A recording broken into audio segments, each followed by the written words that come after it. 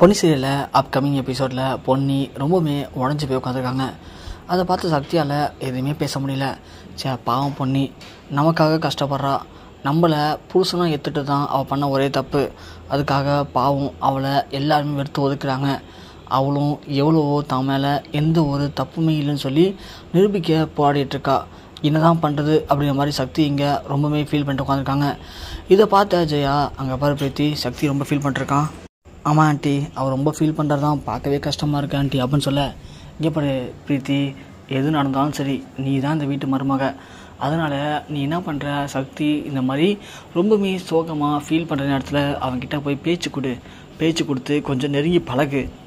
அப்போ தான் அவன் அந்த பொண்ணிகிட்டேருந்து கொஞ்சம் விலகி உன் பக்கம் வருவான், புரியுதா அப்படின்னு சொல்ல, சரி ஆண்டி நான் பண்ணுறேன்னு சொல்லவும், சரி அந்த சாப்பாடு எடுத்துகிட்டு போயிட்டு அவன்கிட்ட கொடுத்து அவனை கொஞ்சம் பொறுமையாக கூல் பண்ணி சாப்பிட வைப்போ அப்படின்னு சொல்லி ஜெயா சொல்கிறாங்க. உடனே பிரீத்தியும் அது எதை பற்றியுமே யோசிக்காமல் நேராக சாப்பாடு எடுத்துகிட்டு அங்கே போகிறாங்க. போயிட்டு என்ன சக்தி என்ன சோகமாக இருக்க, இந்தா சாப்பிடுத கொஞ்சம் அப்படின்னு சொல்லவும், பிரீத்தி எனக்கு எதுவும் வேணாம், நீ கொஞ்சம் அமைதியாக வெளில போனால் போதும்னு சொல்ல, என்ன சக்தி இப்படி பேசுகிற, நேத்தி வந்து பொன்னிக்காக பெத்த அம்மா அப்பாவை தூக்கி போடுற, என்னை தூக்கி போடுற, நான் எங்கெல்லாம் விட பொன்னி தான் முக்கியமாக உனக்கு அப்படின்னு சொல்ல, சக்தி ஒன்று அப்படியே பிரீத்தியை முறைச்சி பார்க்குறாரு. சக்தி என்றைக்குமே எதுவுமே நிலை கிடையாது, எல்லாமே மாறிட்டு தான் இருக்கும். ஆனால் அதுக்காக அவங்களுக்காக இன்றைக்கி வந்து தூக்கி போகக்கூடாது சக்தி அப்படிங்கிற மாதிரி சக்திக்கு ரொம்ப அட்வைஸ் பண்ணுறாங்க பிரீத்தி. உடனே அதை பார்த்த சக்தி மூஞ்சி அடித்த மாதிரி பேசுகிறாங்க. என்ன பிரீத்தி சொன்ன, அன்பு பாசத்துக்கு முன்னாடி இதெல்லாம் வச்சுக்கூடாதா, இதெல்லாம் நீ பேசுகிற பார்த்தியா, நீ கூட தான் கல்யாணம் மேடையில் வந்து என் பேரில் சொத்து இல்லைன்னு தெரிஞ்ச உடனே தூக்கி அடிச்சிட்டு போனேன். ஆனால் நீ வந்து இன்றைக்கி அன்பு பாசத்தை பற்றி பேசிகிட்டு இருக்க பார்த்தியா, கேட்க ரொம்ப காமெடியாக இருக்க பிரீத்தி. நான் திரும்ப சொல்கிறேன், எனக்கு தனியாக இருக்கணும்னு பிடிச்சிருக்கு. தேவையில்லாமல் வந்து இங்கே ஏதாவது பேசிட்டு இருந்தேன் அப்படின்னா உன்னுடைய பேச்சு எல்லாத்தையும் நான் தேவையில்லாமல் பிரச்சனை பண்ணுறதா இருக்கும். அதனால் என்ன டிஸ்டர்ப் பண்ணாமல் கொஞ்சம் தனியாக விட்டுட்டு நீ இந்த ரூமை விட்டு வெளில போனாலே போதும் அப்படிங்கிற மாதிரி பிரீத்திக்கிட்ட மூஞ்சி அடித்த மாதிரி பேசிடுறாங்க நம்ம சக்தி. பிரீத்தியும் அடைச்ச இவன் என்ன எது பண்ணாலும் இந்த பொன்னி மேலேயே இந்த அளவுக்கு நம்பிக்கையாக வச்சுருக்கான், எப்படி இந்த பொன்னி மேலே வச்சுருக்க நம்பிக்கையை உடச்சி நாம் அவனை கல்யாணம் பண்ணிக்கிறது, எப்போ நாம் இந்த வீட்டு மருமகளாக வர்றது அப்படின்னு சொல்லி பிரீத்தி யோசிச்சு கீழே போகிறாங்க. கீழே போன உடனே ஜெயா கேட்குறாங்க, என்னாச்சு பிரீத்தி என்ன பண்ணேன்னு சொல்ல, இல்லை ஆண்டி எது பண்ணாலுமே சக்தி புரிஞ்சிக்கவே மாட்டார், மூஞ்சி அடித்த மாதிரி பேசுகிறாரு, தொட்ட தொண்ணூறுக்கும் பொன்னியை பற்றியே பேசுகிறாரு, அதான் வந்துட்டேன்னு சொல்ல, சரி விடுமா, எப்படியும் காய் பழுத்தான் ஆகணும், நம்ம பழுக்க வச்சிடலாம் விடு அப்படின்னு சொல்கிறாங்க. பொன்னி ஒன்றே சரி நாம் இனிமேல் வீட்டுக்குள்ளேயே இருந்தோம்னா நம்மளால் ஒரு ஆதாரத்தையும் ரெடி பண்ண முடியாது, நாம் வெளியில் போவோம், வெளியில் போனால் தான் ஏதாவது ஒரு ஆதாரம் கிடைக்கும், அதோட நமக்கும் வேலையும் வேணுமே அப்படின்னு சொல்லிட்டு பொன்னி வெளில கிளம்பி போகிறாங்க. பொன்னி போயிட்டு அங்கே இருக்க கடத்தரில் ஒரு சில பேர்கிட்ட வேலை கேட்குறாங்க. ஆனால் எல்லா இடத்துலையுமே இப்போதைக்கு வேலை இல்லை, உங்கள் ஃபோன் நம்பர் தான் கொடுத்துருப்போம், நாங்கள் கூப்பிட்றோம் அப்படிமாரி சொல்கிறாங்க. பொன்னியும் என்ன பண்ணுறதுனே தெரில, இருந்தாலும் அப்படியே சோர்ந்து போயிருக்காங்க. சரி இப்போது அடுத்தது என்ன பண்ணுறது, வேலை கிடைக்கல, அதுக்காக நம்ம சோர்ந்துடக்கூடாது, கண்டிப்பாக நம்ம அம்மா நம்ம கூட தான் இருப்பாங்க, நமக்கு உதவி பண்ணுவாங்க. நாம் இப்போது அடுத்ததாக இந்த பிரீத்தியை முதல்ல ஒரு ஹாஸ்பிட்டலில் பார்த்தோமே அவங்க அப்பா அம்மா கூட, அந்த ஹாஸ்பிட்டலில் போயிட்டு பிரீத்தியோடைய அப்பா அம்மா அட்ரஸ் பற்றி ஏதாவது விசாரித்து பார்ப்போம், ஏதாவது கிடச்சிதுன்னா கண்டிப்பாக நமக்கு ஹெல்ப்ஃபுல்லாக இருக்குன்னு சொல்லி பொன்னி நேராக கிளம்பி அந்த ஹாஸ்பிட்டலுக்கு போகிறாங்க. போயிட்டு அந்த நர்ஸை பார்த்து கேட்குறாங்க, இது மாதிரி இந்த தேதியில் ஒரு பொண்ணு அவங்க அப்பா அம்மாவுக்கு உடம்பு செய்யாமல் இங்கே ஹாஸ்பிட்டலில் அட்மிட் பண்ணியிருந்தாங்க, அவங்களோட டீட்டெயில்ஸ் எனக்கு வேணுமே அப்படின்னு சொல்லவும், மேடம் நீங்கள் யார் அப்படின்னு கேட்குறாங்க. இல்லை அவங்க எனக்கு தெரிஞ்சவங்க தான் சொல்ல, அப்போல்லாம் உங்கள் விருப்பத்துக்கு யாரோட டீட்டெயில்ஸ் தர முடியாது மேம், நீங்கள் போயிட்டு அந்த சம்மந்தப்பட்ட ஆளை அழைச்சிட்டு வாங்க, இல்லை அப்படின்னா வேறு ஏதாவது பண்ணிக்கோங்க. ஸோ இங்கே வந்து இந்த மாதிரி சம்மந்தமே இல்லாமல் ஒருத்தருடைய அட்ரஸ்லாம் கேட்டிங்க அப்படின்னா தரமாட்டோம் அப்படின்னு சொல்ல, அந்த இடத்துல பொன்னிக்கும் அவங்களுக்கும் வாக்குவாதமாக போகுது.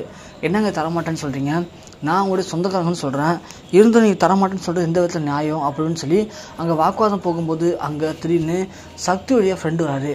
அவர் பொன்னியை பார்த்தோன்னே இது சக்தியுடைய ஒய்ஃபாச்சு, என்ன பிரச்சனையாக இருக்கும் அப்படின்னு சொல்லிட்டு நேராக உள்ளே வராரு.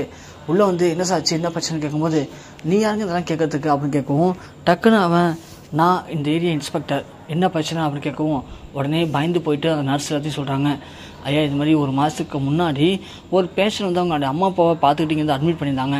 அப்புறம் அவங்க போயிட்டாங்க. அவங்களுடைய அட்ரஸை கேட்டு இவங்க சண்டை போகிறாங்கன்னு சொல்லவும், சரி நீங்கள் இவங்க யார்? அவங்களுடைய சொந்தக்காரங்களாம். அப்போது அவங்களுடைய சொந்தக்காரங்க கேட்கும்போது நீங்கள் அட்ரஸ் கொடுக்க வேண்டியதானே, உங்களுக்கு என்ன பிரச்சனை அப்படின்னு சொல்லி அவர் பேசவும், இந்த இடத்துல என்ன பண்ணுறது தெரியாமல் திருதுன்னு முடித்த அந்த நர்ஸு வந்து சொல்கிறாங்க, ஐயா இது மாதிரி அவங்களோட டீட்டெயில்ஸ் நாங்கள் எதுவும் வாங்கிக்கல அப்படின்னு சொல்லவும், என்னமான்னு சொல்லி சொல்கிறீங்க, இவ்வளோ பெரிய ஹாஸ்பிட்டல் வச்சு நடத்துகிறீங்க, ஆனால் ஒரு கஸ்டமருடைய பேஷண்ட்டுடைய டீட்டெயில்ஸ்லாம் வச்சுக்கல அப்படின்னா நீங்கள் எப்படி இவ்வளோ பெரிய ஹாஸ்பிட்டல் நடத்த முடியும்? இதெல்லாம் ரொம்ப தப்பு இல்லையா? முதல்ல உங்கள் மேலே ஆக்ஷன் எடுக்கணுமே அப்படி இப்படின்னு சொல்லி சக்தியோட ஃப்ரெண்டு மிரட்டுறதை பார்த்து பொன்னிக்கு பயம் வருது. ஒரு பக்கம் அங்கேருந்து எல்லாம் பயந்து போயிடுறாங்க. அந்த நர்ஸோடய சொல்கிறாங்க, ஐயா நான் பண்ண தப்பு தாங்க, இனிமேல் இது மாதிரி தப்பு நடக்காமல் பார்த்துக்கிறேன். ஏன்னா நான் வந்து வேலைக்கு வந்தது புதுசு தான், அதனால் எனக்கு இதெல்லாம் பற்றி தெரியல அப்படின்ற மாதிரி இந்த பொண்ணு சொல்ல, அதுக்கப்புறம் நம்ம பொண்ணு யோசிக்கிறாங்க, ஓகே இப்போ என்ன பண்ணுறது அப்படின்னு தெரியாமல் முடிச்சுட்டு இருக்கும்போது இன்ஸ்பெக்டர் கேட்குறாரு, இங்கே பாருங்கள் நான் திரும்பவும் சொல்கிறேன், உங்களுக்கு தெரிஞ்ச தகவலை கொடுத்துட்டீங்க அப்படின்னா பிரச்சனை இல்லை, நீங்கள் எதுவுமே தராமல் என்ன சமாளிக்கணும் அப்படின்னு நினச்சிங்க அப்படின்னா கண்டிப்பாக இந்த ஹாஸ்பிட்டலுக்கு சீல் வச்சுருவேன் அப்படி மாதிரி மிரட்ட வேறு வழி இல்லாமல் அந்த நேரம் சொல்கிறாங்க, ஐயா இது மாதிரி அவங்க அட்ரஸ் என்கிட்ட இல்லை, ஆனால் அவங்களோட ஃபோன் நம்பர் என்கிட்ட இருக்குது, அதில் தான் அடிக்கடி என்கிட்ட தொடர்பு கொள்வாங்க, ஏதாவது மருந்து வேணும் மாத்திரை வேணும்னு கேட்டு, அதெல்லாம் தரேன் என்னை விட்டுருங்க அப்படின்னு சொல்லிட்டு அவங்க அந்த ஃபோன் நம்பர் தராங்க. உடனே பொன்னியும் அந்த சக்தியோட ஃப்ரெண்டும் வெளில வராங்க. வந்த உடனே பொன்னி சொல்கிறாங்க, சார் எனக்காக ஒரு ஹெல்ப் பண்ணுங்கள் சார், இந்த ஃபோன் நம்பர் மட்டும் நீங்கள் யார் பேரில் இருக்குது எங்கே இருக்காங்க அப்படிங்கிற மாதிரி செக் பண்ணி சொல்லுங்கள் சார், அது மட்டும் போதும் சார்னு சொல்ல, இதுக்கப்புறமா என்னை யாருன்னு தெரியல உனக்கு, நான் போலீஸ்லாம் கிடையாதுமா அப்படின்னு சொல்ல, நீங்கள் போலீஸ் இல்லையா, அப்போ நீங்கள் யார் அப்படின்னு கேட்கவும், என்னம்மா நான் சக்தியோட ஃப்ரெண்டு, கல்யாணத்தில் உன்னை பார்த்துருக்கேன், சரி நீங்கள் எதுவும் சண்டை போட்டுருந்தீங்கன்னு சொல்லிட்டு தான் நான் வந்து உனக்கு உதவி பண்ணுறதுக்காக இப்படி பண்ணேன் அப்படின்னு சொல்ல, ஓ அப்படிங்களா அப்படின்னு கேட்குறாங்க. சரிம்மா வேறு எதுவும் பண்ணணுமா உனக்கு அப்படின்னு கேட்க, அந்த மொபைல் நம்பரை வச்சு எப்படி அட்ரஸ் கண்டுபிடிக்குன்னு தெரில அப்படின்னு சொல்லுவோம், சரிம்மா நானே கண்டுபிடிச்சி தரேன்னு சொல்லிட்டு அவர் அந்த நம்பருக்கு கால் பண்ணுறாரு. கால் பண்ண உடனே டக்குன்னு குரலை மாற்றி, இது மாதிரி நான் பிரீத்தியோட ஃப்ரெண்டு பேசுகிறேன், சக்தி வீட்டிலேருந்து பேசுகிறேன், இது மாதிரி உங்கள் பொண்ணுக்கு கொஞ்சம் இங்கே பிரச்சனை, அதனால் அவளால் உங்கள்கிட்ட பேச முடியல, இது உங்களுக்கு உடம்பு சரியில்லை டேப்லெட்லாம் வாங்கி தரணும்னு சொன்னாங்க, நீங்கள் சொன்னீங்க அப்படின்னா நானே வாங்கிட்டு நேரில் கொடுத்துருன்னு சொல்லவும், அவங்க அப்பா சொல்கிறாங்க, இல்லையே என் பொண்ணு காலேருந்து ஃபோன் அடிக்கவும் இல்லை 2 வாட்டி அடித்து எடுக்கவும் இல்லையே அப்படின்னு சொல்ல, வீட்டில் கொஞ்சம் பிரச்சனை போயிட்டுருக்கு, அதனால் இப்போதைக்கு அவங்களால உங்கள்கிட்ட பேச முடியாது, அதனால தான் எங்கள்கிட்ட நம்பரை கொடுத்து தொடர்பு கொள்ள சொன்னாங்க, நீங்கள் உங்களுக்கு எதெல்லாம் அர்ஜென்ட்டாக தேவையோ அது எல்லாத்தையும் சொன்னீங்க அப்படின்னா நானே வாங்கிட்டு வந்து உங்களுக்கு டெலிவரி பண்ணிவிடுவேன் வீட்டில் அப்படின்னு சொல்லவும், உடனே அவரும் ஓகே சொல்கிறாரு. சரிங்க சார் உங்களுடைய அட்ரஸ் மட்டும் வாட்டி கன்ஃபார்ம் பண்ணிங்க அப்போ தான் வர முடியும்னு சொல்லிட்டு அட்ரஸை கேட்க, அவங்க பக்கம் பிரீத்துடைய அம்மா அப்பாவும் முழு அட்ரஸையும் சொல்கிறாங்க. இப்போ தான் பொன்னிக்கு கொஞ்சம் சந்தோஷமாகுது. சரிங்க எனக்காக இன்னும் ஒரே ஹெல்ப் பண்ணிட்டு பண்ணுங்கள், அந்த வீட்டில் போயிட்டு அவங்கள்ட்ட பொன்னியை பற்றியும் பொன்னி இப்போ எங்கே போயிருக்கா, ஜெயா வீட்டுக்கும் பொன்னிக்கு என்ன சம்மந்தம் அப்படிங்கிறத நீங்கள் கண்டிப்பாக கேட்டிங்க அப்படின்னா அவங்க எல்லா உண்மையும் சொல்லுவாங்க, அதை மட்டும் ரெக்கார்ட் பண்ணி என்கிட்ட கொடுத்துட்டீங்க அப்படின்னா உங்களுக்கு கோடி புண்ணியங்க, நான் உங்கள் கால் வேணும் விழுறேன், எனக்காக இந்த ஒரு காரியத்தை மட்டும் செய்யுங்கன்னு சொல்ல, என்னம்மா இப்படி பேசுகிற, சக்தியோடைய ஃப்ரெண்டு நான், சக்தியோடைய ஃப்ரெண்ட்னா நீ எனக்கு தங்கச்சி மாதிரி, தங்கச்சிக்காக நான் இதை கூட பண்ண மாட்டேறான்னு சொல்லிட்டு ஒரு சீக்ரெட் கேமரா எடுத்துகிட்டு போயிட்டு அவங்கள்ட்ட பேசிடுவார். ஸோ பிரீத்தியை பற்றியும் பிரீத்தி எதுக்காக சக்தியோட சுற்றுறா, சக்தியை இப்போதைக்கு அடையணுங்கிறதுக்காக தான் அங்கே போயிருக்கா அப்படி இப்படின்னு சொல்லி அவங்க பேசுகிற எல்லாத்தையுமே ரெக்கார்ட் பண்ணி அப்படியே பொன்னிக்கு அனுப்புகிறாங்க.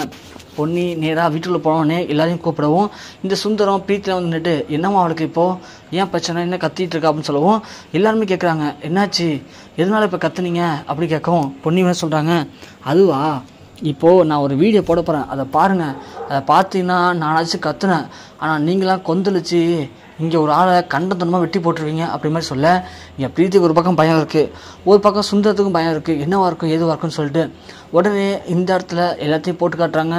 போட்டு பார்த்தா தான் தருது அந்த இடத்துல சுந்தரமும் எதுவும் பண்ணலை, ஆனால் பிரீத்தியை பற்றின எல்லா விஷயத்தையும் அவங்க அம்மா அப்பா சொல்கிறாங்க. அதை கேட்ட ஜெயா ரொம்பவுமே அதிர்ச்சி அடைகிறாங்க. சக்தி பயங்கரமாக கொந்தளிக்கிறாரு. இந்த பிரீத்தி அப்போது பிளான் பண்ணி தான் இந்த வீட்டில் வந்திருக்கா, பொன்னி சொன்னது எல்லாமே உண்மை தான் அப்படிங்கிற மாதிரி எல்லாருமே பிரீத்தி மேலே பயங்கரமாக கடுப்பாகி பிரீத்தியை ஜெயா போய் ஒரு அடி அடிச்சுதாங்க. அடித்து இனிமேல் நீ இந்த வீட்டில் இருக்கக்கூடாது, என் முகத்தில் முடிக்கக்கூடாது, வெளில போடி சொல்லி பிரீத்தியை பிடிச்சி வெளில தள்ளுறாங்க.